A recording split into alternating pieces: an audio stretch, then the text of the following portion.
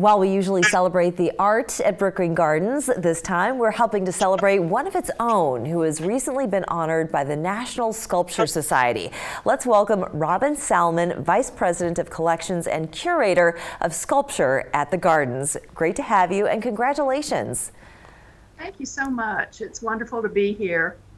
And I want to know more about just becoming a curator. Can you explain to the audience what being a curator means, how you become a curator? Have you been an artist? Are you an artist? Well, my degrees are in history and art history. So obviously being a curator of sculpture involves art history and is a requirement. I do know how to sculpt and paint, but I don't consider myself to be an artist, or at least a good artist. Knowing the processes for each media is so critical in being able to understand how to place work properly and also how to care for it, as well as how to write about it. Yes, exactly, and which you've written a lot, and I want to get to that in just a bit as well, but it's in your capacity as a curator that you have now become the recipient of the Medal of Honor from the National Sculpture Society. So did this come as a surprise? This is a huge honor. Well, it did.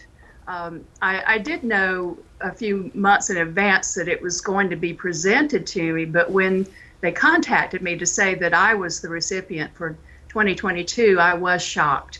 This is an honor that more frequently goes to a sculptor, and especially a great sculptor in America. So for someone like me who supports sculpture, to receive the Medal of Honor is really absolutely wonderful. As I said earlier, I'm still glowing and pinching myself. It's hard to believe. That's a very humble way of looking at it, but I'm sure you've amassed a lot of experience and a lot of skill to have been recognized in this way. And if you could also share with everyone just what Brookgreen Gardens is all about, because I don't think a lot of people realize how important it is to the world of art and sculpture in this country. Yes, Brookgreen Gardens is the first public sculpture garden in America.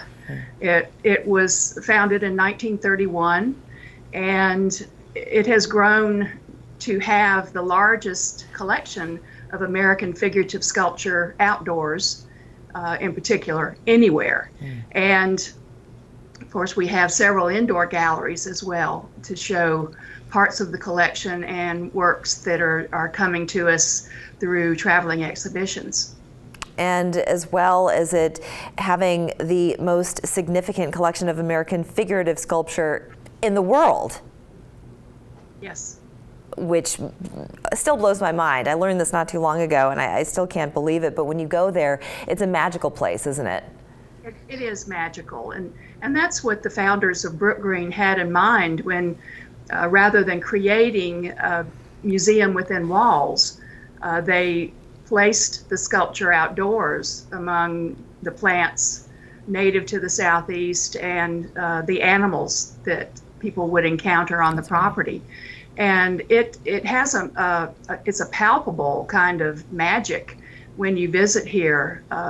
Our guests continually remark about the serenity, aside from the beauty of the place, but the way the landscape and the art intersect with one another is unique. Yes, it is. It absolutely is. And besides being a curator, you're an archivist, you document, you help conserve, you work with the library, you've written essays and books. How many books have you written?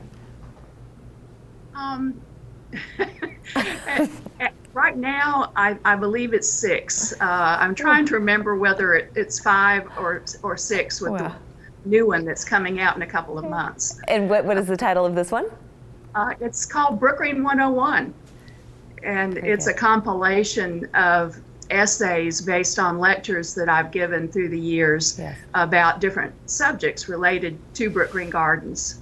It started out as a sort of a trainer for staff and volunteers to learn more about Brookgreen during their hours. Wow. Well, again, the National Sculpture Society's 89th Annual Awards Exhibition. It's happening August 6th through October 23rd. You can see it at Brookgreen Gardens. Congratulations again to you, Ms. Salmon. Thank you so much. And we're back after this.